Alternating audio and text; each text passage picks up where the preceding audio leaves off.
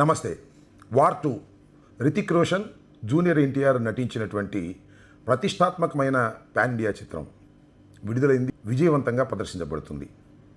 ఆంధ్రప్రదేశ్లో జూనియర్ ఎన్టీఆర్ చిత్రాలను ఫెయిల్ చేయాలని, ఆడనివ్వకూడదని తెలుగుదేశం పార్టీకి చెందినటువంటి నాయకులు చాలా సంవత్సరాల నుంచి గుసగుసలాడుకుంటున్నారు. ఇవాళ ఈ చిత్రం రిలీజ్ అయిన సందర్భంగా ఫెయిల్ చేయాలని, ఆడనివ్వకూడదనేటువంటి ఉద్దేశంతో అనేక రకమైన ప్రయత్నాలు చేశారు.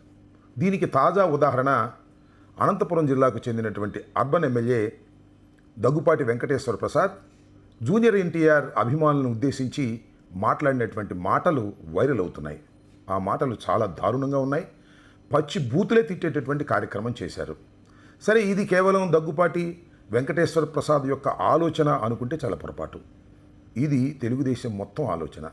తెలుగుదేశం మొత్తం ఆలోచన అని అనడం కంటే చంద్రబాబు నాయుడు గారు, భువనేశ్వరి, బాలకృష్ణ, లోకేష్ ఈ నలుగురు కలిసి పన్నినటువంటి కుట్రలో భాగమే ఇది. జూనియర్ ఎన్టీఆర్ చిత్రాలను ఆడనివ్వకూడదని, జూనియర్ ఎన్టీఆర్కి భవిష్యత్తు లేకోకుండా చేయాలని ఒక కుట్రపూరితంగా చాలా సంవత్సరాల నుంచి వీరు ప్రయత్నం చేస్తున్నారు. సరే, వాళ్ళు ఎందుకు ప్రయత్నం చేస్తున్నారు, దానికి కారణాలు ఏమిటి అనే విషయాలను కూడా మనం చర్చించుకుందాం.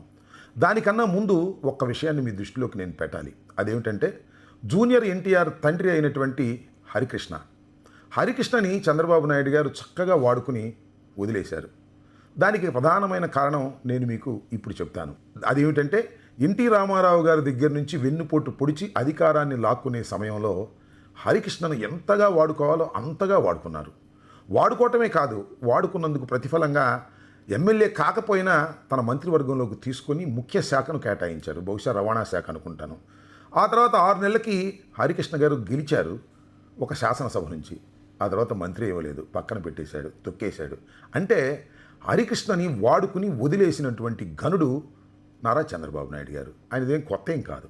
జూనియర్ ఎన్టీఆర్ను కూడా 2009 ఎన్నికల్లో రాజశేఖర రెడ్డి గారికి వ్యతిరేకంగా ఏదో ఒక విధంగా గెలవాలనే ఉద్దేశంతో రంగంలోకి దించి శ్రీకాకుళం నుంచి ప్రచారం చేయించుకునే కార్యక్రమం చేశారు. ఆ తర్వాత యాక్సిడెంట్ కూడా అయ్యి తీవ్రమైనటువంటి అనారోగ్యానికి కూడా జూనియర్ ఎన్టీఆర్ గురయ్యారు. ఆ తర్వాత ఆయన కూడా పక్కన పెట్టేశారు, వాడుకుని వదిలేశారు. దీనికి ప్రధానమైన కారణం ఏమిటంటే, ఎన్టీ రామారావు గారు కుటుంబ సభ్యులు ఎదిగితే తెలుగుదేశాన్ని ఆక్రమించుకుంటారేమోననేటువంటి ఒక భయంతోనే, పిరికితనంతోనే నారా చంద్రబాబు నాయుడు గారు, భువనేశ్వరి గారు పన్నుతున్నటువంటి కుట్రలో భాగమే ఇది. అసలు జూనియర్ ఎన్టీఆర్ని చూసి ఎందుకు భయపడుతున్నారు? జూనియర్ ఎన్టీఆర్ సినిమాలు అద్భుతంగా ఆడితే ఏమిటి వారికి నష్టం?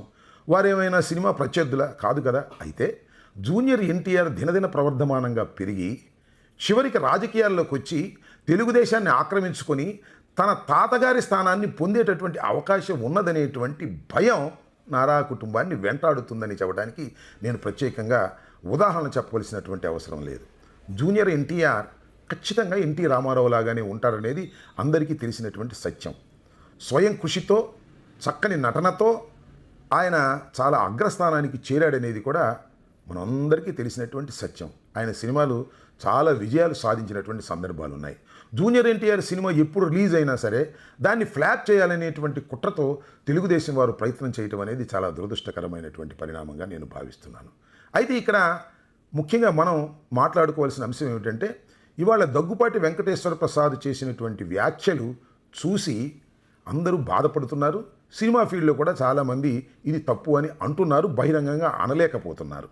కానీ ఈ మాటలు ఖచ్చితంగా తెలుగుదేశం పార్టీవి అనే విషయాన్ని దయచేసి గుర్తుపెట్టుకోండి. ఎందుకంటే అతని మీద ఏ విధమైన యాక్షన్ తీసుకునే ప్రయత్నం నారా లోకేష్ కానీ, అదేవిధంగా చంద్రబాబు నాయుడు గారు చేయటం లేదు, చెయ్యబోరు కూడా. ఎందుకంటే ఎంకరేజ్ కూడా చేస్తారు. కానీ ఒక పీలర్ వదులుతున్నారు. ఏమిటిది, అన్యాయం, ఇలా మాట్లాడొచ్చా అని ఈనాడులో రాసే రాతలు తప్ప మరొకటి కాదు. ప్రధానమైన కారణం ఏమిటంటే, నారా లోకేష్ని చంద్రబాబు నాయుడు గారు తర్వాత వారసుడుగా తీసుకొచ్చి ముఖ్యమంత్రిని చేయాలనేటువంటి ఒక ఆలోచన ఉన్నది కాబట్టి దానికి ఎక్కడైనా జూనియర్ ఎన్టీఆర్ అడ్డం వస్తాడనేటువంటి భయంతోనే ఈ రకమైన చేష్టలు చేస్తున్నారు. ఇది చాలా దుర్మార్గమైనటువంటి అంశం. కాబట్టి నేను చెప్పదలుచుకున్నది ఏమిటంటే, ఒక సినిమా ఆడాలా వద్దా అని నిర్ణయించేది అధికార పార్టీలో ఉన్నటువంటి వ్యక్తులు కాదు అనే విషయాన్ని దయచేసి గుర్తుపెట్టుకోండి. సినిమా బాగుంటే ఆడుతుంది, బాగోపోతే ఆడదు.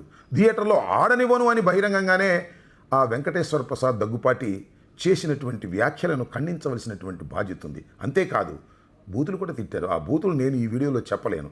అలా బూతులు తిట్టినటువంటి వ్యక్తి మీద కేసు పెట్టుకోకుండా, అతన్ని పార్టీ నుంచి సస్పెండ్ చేయకోకుండా మీరు కాపాడుతున్నారంటే దాని అర్థం ఏమిటి అనేది ఇక్కడ ప్రధానంగా ఆలోచించుకోవాలి. ఇప్పటికైనా తెలుగుదేశానికి సంబంధించినటువంటి నాయకులు, ముఖ్యంగా నారా చంద్రబాబు నాయుడు గారు దీని మీద ఇంటర్ఫీర్ అయి తక్షణమే దగ్గుపాటి వెంకటేశ్వర ప్రసాద్ని సస్పెండ్ చేసి పార్టీ నుంచి కాస్త నైతిక విలువలు ఉన్నాయనేటువంటి పద్ధతుల్లో ప్రవర్తించాలి. అలా ప్రవర్తించకపోతే దాని అర్థం ఏమిటో ప్రజలు గ్రహిస్తారని కూడా ఈ సందర్భంగా మనవి చేస్తున్నాను. అంతేకాదు ఇక్కడ ఒక విషయాన్ని చెప్పాలి. అదేంటంటే పవన్ కళ్యాణ్ గారు సినిమా ఫీల్డ్కు సంబంధించిన, రాజకీయాలకు సంబంధించిన వ్యక్తి. ఈ రెండింటికి కలిసి ఆయన పనిచేస్తున్నాడు అనేది మీ అందరికీ తెలిసినటువంటి విషయం, వాస్తవం కూడా. ఇలాంటి సందర్భంలో పవన్ కళ్యాణ్ గారు ఎందుకు మాట్లాడుకోకుండా ఎందుకుంటారు నాకు అర్థం కావటంలా. అంతేకాదు ఈ సందర్భంలోనే కాదు, అల్లు అర్జున్ని అరెస్ట్ చేసిన సందర్భంలో కూడా ఆయన మాట్లాడటం లేదు. అంటే ఆయన ఉద్దేశం ఏమిటి అని నేను అడుగుతా ఉన్నా. ఇలా మౌనంగా ఉండిపోవడం చాలా అర్థాలకు దారితీస్తుంది, మీకు అనర్థాలను కూడా తెచ్చిపెడుతుందనే విషయాన్ని దయచేసి గుర్తుపెట్టుకోండి. చంద్రబాబు నాయుడిని కాపలా కాయటం కోసమో, చంద్రబాబు నాయుడికి ఊడిగం చేయడం కోసమో మీరు వాస్తవాలు మాట్లాడుకోకుండా అలాగే ఉండిపోతే వచ్చే ప్రమాదం ఏమిటో గమనించండి పవన్ కళ్యాణ్ గారు. కాబట్టి యాతావాత టోటల్గా నేను చెప్పదలుచుకున్నది ఏమిటంటే, ఈ దగ్గుపాటి వెంకటేశ్వర ప్రసాద్ చేసినటువంటి వ్యాఖ్యలు చాలా ప్రమాదకరమైన వ్యాఖ్యలు. ఒక విధంగా చెప్పాలంటే జూనియర్ ఎన్టీఆర్ని కెలుక్కోవటం వల్ల జూనియర్ ఎన్టీఆర్ సీనియర్ ఎన్టీఆర్ లెవెల్లో పెరిగేటటువంటి అవకాశాలు ఉన్నాయనేది అందరికీ అర్థమవుతున్నటువంటి విషయమే. మీరు ఎవరినైతే టార్గెట్ చేసి అణచాలనుకుంటారో వాళ్ళే కొన్నంత ఎదుగుతారనేది చరిత్రలో చాలా సంఘటనలు చెప్పాయి. ఇవాళ మీరు జూనియర్ ఎన్టీఆర్ని కెలుక్కున్నారు కాబట్టి జూనియర్ ఎన్టీఆర్ అభిమానులందరూ కూడా తెలుగుదేశానికి దూరం అయ్యే ప్రమాదం ఉందనే విషయాన్ని మీరు గ్రహించగలిగితే మంచిది, గ్రహించకపోతే అది మీ కర్మ అని ఈ సందర్భంగా తెలియపరుస్తున్నాను. ధన్యవాదాలు.